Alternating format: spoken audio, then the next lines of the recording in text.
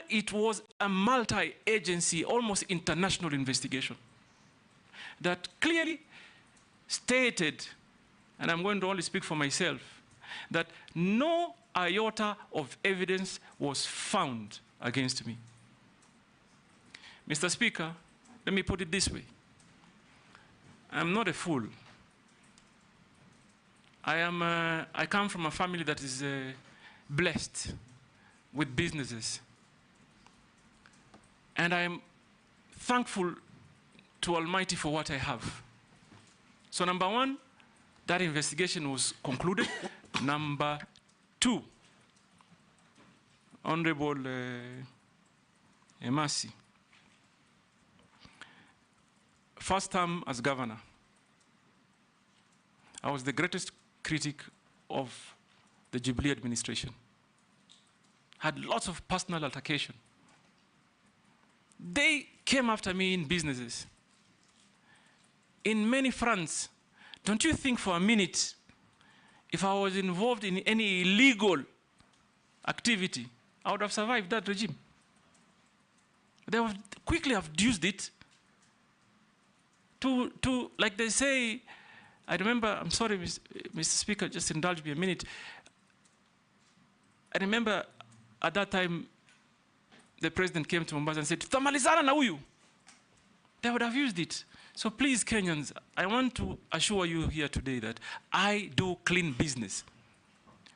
Visible, that can be audited, can be seen, physical, and therefore, please, Mr. Speaker, if anybody talks about a report that was tabled on the dossier, also talk about the report that came after that, that cleared us. And I am particularly interested because first point for me to call and try and interest investors to come, I am planning to go to the United States. They are known for big investments in mining, and it is my plan to go and engage them, interest companies from the United States. The same Americans gave you a visa to accompany me as foreign minister to the US. Exactly, Mr. Speaker, just after that. In fact, yes. Just after the day I went. Immediately after that. And I've been to America many times, and I intend to continue to go to America, because America really, Mr. Speaker, I think we're going to be looking that way to get investors to come and invest, particularly in the areas of mining. So, Mr. Speaker, that matter, again, I hope it comes to permanent closure. Because it's all like education, it comes up only when they're seeing an opportunity. But don't be pigeonholed to America. There are even bigger mining countries like Australia. No, in Canada, Australia. Others, yes. And even here, by the way, Mr. Speaker, I don't know whether you know, I've just found out, in fact, just yesterday, that Kenyans have invested heavily in mining in Tanzania. So even here, we have them. Are you talking about me?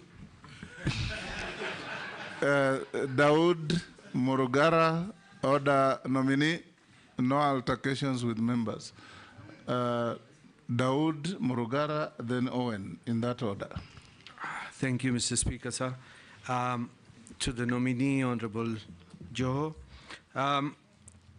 what you have said about cadastral and all that, your predecessor, when he was there, Honorable Vuria, when he came for vetting in 2022, he talked about the NIS doing prospecting for all the minerals in the country. And there are minerals in Meru County, by the way, in Beo. But unfortunately, even by the time he left, he never visited Meru. So my first question to you would be, like what Honorable Posing has said, you may be a desk CS if you are approved. What will happen, I hope, because you know Meru is cold and Mombasa is hot, and you're used to the hot weather, you may feel very cold in Meru. And the same thing, on the same, there has been exploration of copper and gold in Meru. But unfortunately, the company which was prospecting, a Kenyan company,